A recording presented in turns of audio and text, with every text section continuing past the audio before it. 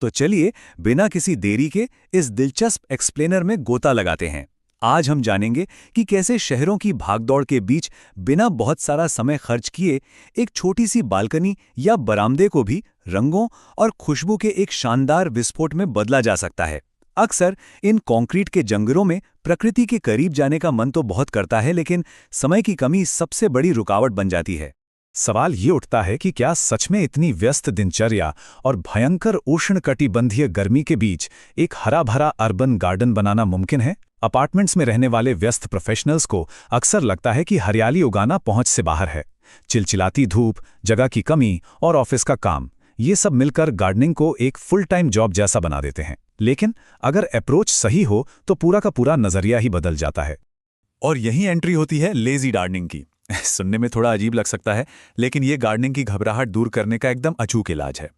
ये कोई आलस वाला काम नहीं है, बल्कि प्रकृति के साथ तालमेल बिठाकर काम करने का एक बेहद स्मार्ट तरीका है। इसमें ऐसे मजबूत पौधों को चुना जाता है जो कम देखभाल में भी फलते फूलते हैं, बिल्कुल नए लोगों के लिए बेहतरीन ट्रेनिंग व्हील्स की तरह। ये वो पौधे हैं जो कठिन से कठिन परिस्थितियों में सर्वाइव करने के लिए ही इवॉल्व हुए हैं। तो इस एक्सप्लेनर का खाका कुछ इस तरह रहेगा। पहला, कम देखभाल वाले पौधे ही क्यों चुनें। दूसरा, सही नींव कैसे तैयार करें। तीसरा, सबसे मजबूत पौधों की किस्में। चौथा, भारतीय जलवायु को समझना। पांचवां, पानी और देखभाल का सही तरीका। और छठा, कंटेनर गार्डन की स्टाइलिंग। शुरुआत करते हैं पहले भाग से, कम देखभाल वाले पौधे क्यों चुनें।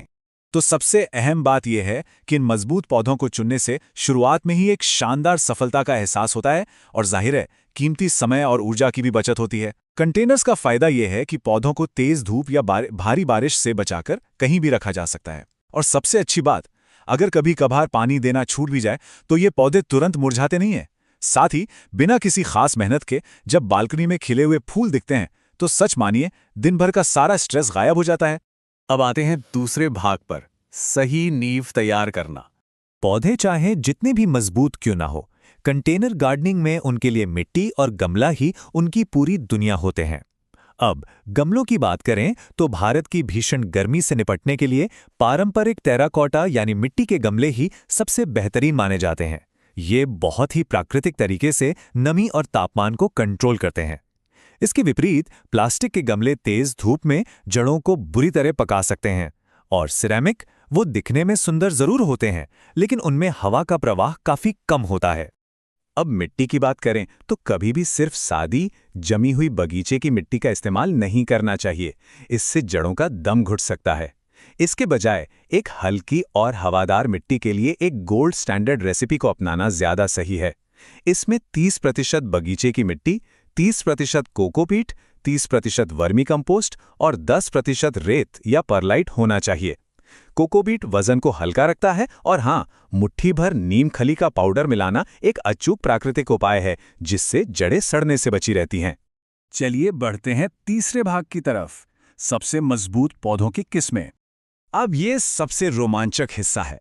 यहाँ उन बेजोड़ बोटैनिकल स्टार्स की बात हो रही है जो 45 डिग्री की गर्मी और भारी मानसून दोनों में डटे रहते हैं। पौधों की कोई रैंडम लिस्ट बनाने के बजाय इन्हें इनकी खास सुपर पावर्स के आधार पर समझना ज्यादा मजेदार है। जैसे बोगनवेलिया या एडेनियम धूप के चैंपियन हैं और कम पानी में भी खुश रहते हैं। अगर बालकनी में छांव रहती है तो पीस लिली या मोगरा बेहतरीन है, जो मनमोहक खुशबू भी देते हैं।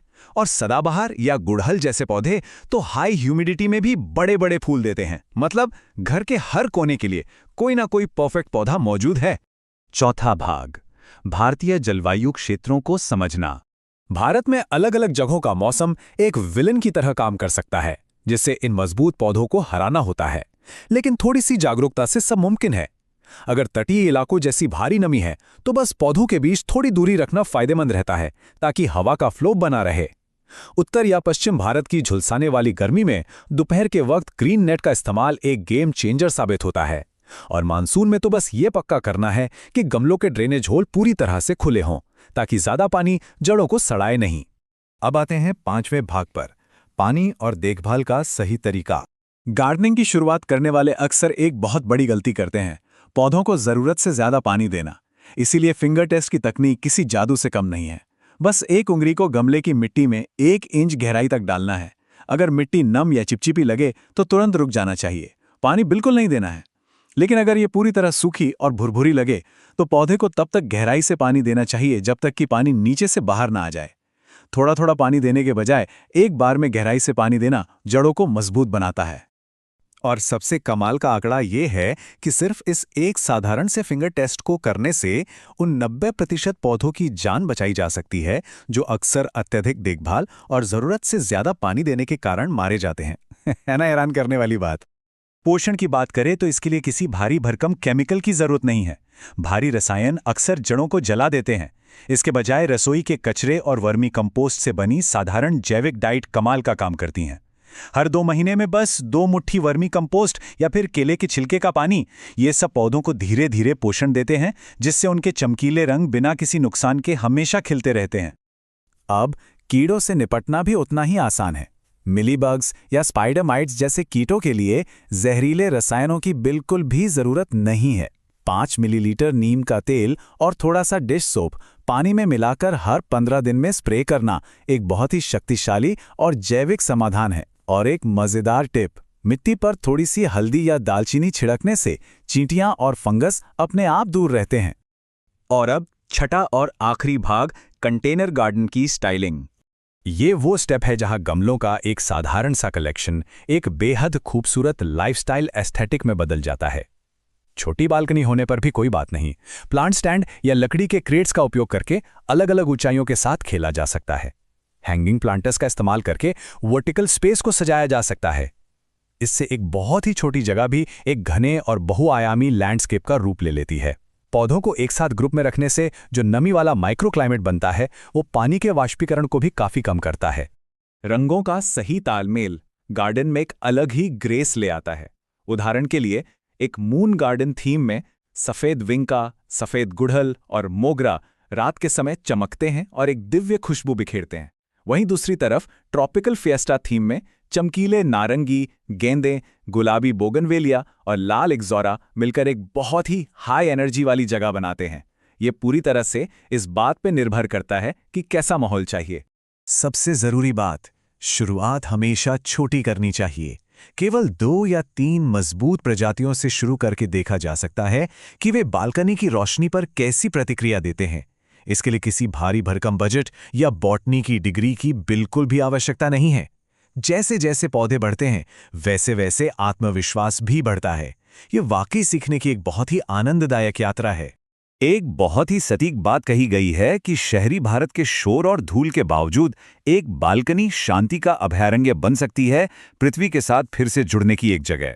यह विचार पूरी तरह से इस बात को दर्शाता है कि शहरों के तनावपूर्ण माहौल में मानसिक शांति के लिए प्रकृति का एक छोटा सा हिस्सा अपने आसपास रखना कितना अविश्वसनीय रूप से महत्वपूर्ण है। तो उम्मीद है कि इस एक्सप्लेनर ने उस सपनों के बोटैनिकल सेंचुरी को हकीकत में बदलने का एक बेहतरीन ब्लूप्रिंट दे दिया है। क्या ये हमें ये सोचने पर मजबूर नहीं करता कि कंक्रीट की इन ऊंची इमारतों के बीच खुद का एक छोटा सा प्राकृतिक स्वर्ग बनाना कितना आसान हो सकता है? बस एक टेराकोटा का गमला लेना है, थोड़ी हवादार मिट्टी मिलानी है और आज ही अपनी इस जीवंत हरी यात्रा की शुरुआत करनी है।